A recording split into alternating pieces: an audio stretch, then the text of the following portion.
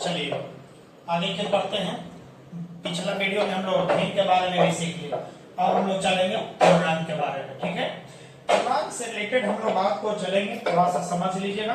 पूर्णांक अर्थात इसको क्या कहोगे होगा, यानी इसको इंटीजर कहते हैं, इंटीजर नंबर। ठीक है, यानी पूर्णांक संख्या। ठीक है, पूर्णांक के तीन बाल बच्चा बताए थे, याद कीजिएगा। तीनों पार्ट आपको पता होना चाहिए। जैसे बताया गया था धनात्मक है और उसके बाद में शून्य है, और एक वो बताइए क्या चीज होगा, ऋणात्मक है। तो अब बात आएगा कि पूर्णांक संख्या कहते किसको है, बात यहाँ पॉइंट आएगा। तो पूर्णांक संख्या पहले याद कीजिएगा कि जितना भी प्राकृत संख्या धनात्मक में होगा उसको हम लोग धनात्मक पूर्णांक के नाम से जानते हैं। ध्यान से समझिएगा, यहां से पहले समझिएगा धनात्मक पूर्णांक कहते किसको है। तो यहाँ लिखिएगा सभी धनात्मक प्राकृत संख्या, सभी धनात्मक प्राकृत संख्या को बताइए क्या कहोगे बाबा, धनात्मक पूर्णांक के नाम से जानते हैं। ठीक है, और शून्य पूर्णांक हो गया, शून्य पूर्णांक कहलाएगा। और सभी याद कीजिएगा, सभी ऋणात्मक प्राकृत संख्या को याद कीजिएगा, सभी ऋणात्मक प्राकृत संख्या को बताइए क्या कहोगे, ऋणात्मक पूर्णांक के नाम से जाना जाता है। यहां तक क्लियर हो गया होगा। अब जब क्लियर हो गया तब चलोगे यहाँ पूर्णांक का डिफिनेशन। किसका डिफिनेशन, पूर्णांक का डिफिनेशन क्या कहता है। तो याद कीजिएगा इतनी प्राकृत संख्या है, प्राकृत संख्या एवं अब बताइएगा ई तो ऋणात्मक संख्या एकरा में ऐड हो गया होगा, जीरो ऐड हो गया कि नहीं हो गया। अब हम कह सकते हैं, तो अब हम ये भी कह सकते हैं कि बताइए जीरो, प्राकृत संख्या के पहले जीरो लगाने से पूर्ण संख्या बनता है, याद कर लीजिएगा प्रॉब्लम। तो याद कीजिएगा पूर्ण संख्या कौन कौन होगा बोला, तो जीरो होगा, एक होगा, दो होगा, तीन होगा, चार होगा, पांच होगा, इसी तरह से आगे जाएगा, यही हो जाएगा। अब प्लस वाला सब है, कुछ नहीं लगल है तो प्लस वाला होगा।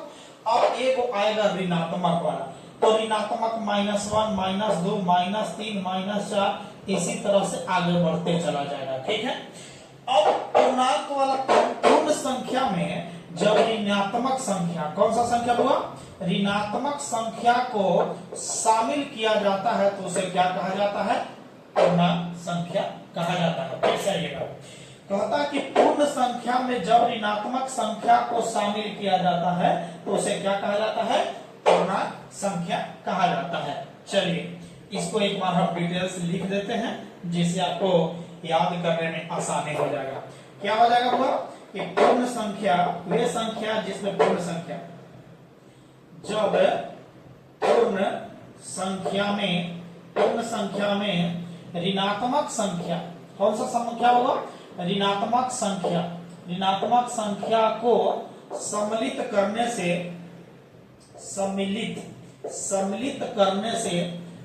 से जो संख्या बनता है उसको क्या कहोगे बाबा, पूर्णांक संख्या कहा जाता है।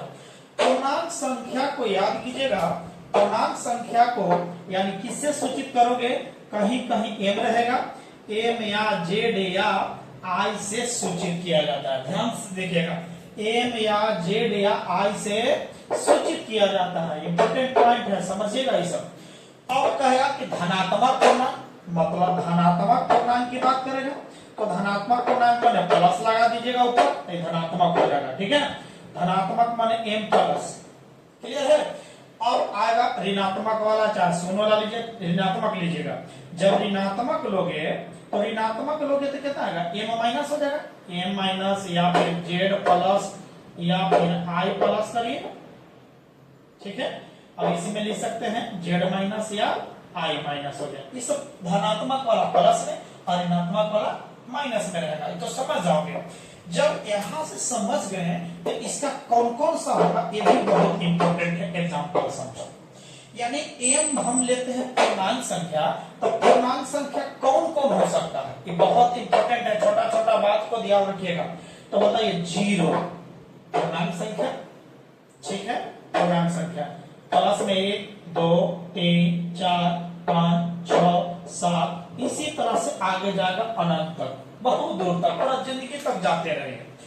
अब बताइएगा इसी तरह से आएगा -1, -2, -3, -4, -5। अब बताइए इसी तरह से आगे जाएगा तो देखो प्लस वाला ऊपर हो गया और माइनस वाला और शून्य, यही सब इतना है, ध्यान से समझिएगा। बट्टा में कभी पूर्णांक संख्या नहीं होता है, माइंड में सेट कर लीजिए, ठीक है ना, एकदम दिमाग में एकदम सेट कर लीजिए कि याद कीजिएगा। कभी कभी लड़का समझता है -3/5, अरे पागल गधा, ये बताइए -3/5 ये बताइए पूर्णांक संख्या नहीं बल्कि यह बताइए आपका परिमेय संख्या है। कौन संख्या है? माइनस में तो है, चलेगा, 3/5 यानी 3/3 परिमेय संख्या में होगा, ठीक है। इस वीडियो को हम लोग याद कीजिए, पूर्णांक संख्या को समझ गए। पूर्णांक संख्या के बाद जो इंपोर्टेंट पॉइंट है, देखिए पहली बात हम क्या कहना चाहते हैं कि ये सब जो संख्या पढ़ाने के बाद जो बच्चा को सब पार्ट जो है क्लियर रहेगा ना, उस बच्चा को सॉल्यूशन में, नंबर सिस्टम में, किसी भी मैथ में परेशानी नहीं आएगा। इसीलिए इतना इस पर टाइम दे रहे हैं। टाइम देने के पीछे कुछ कारण है, समझे ना, नहीं तो हम एक वीडियो में भी पूरा जल्दी से काम करके खत्म कर सकते थे, लेकिन यहाँ टाइम देने के पीछे कारण है।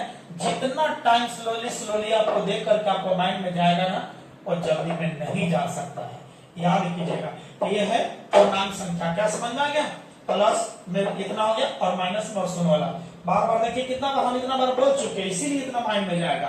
अब पूर्णांक संख्या तो हम लोग पढ़ लिए होगा। पूर्णांक संख्या के बाद अब चले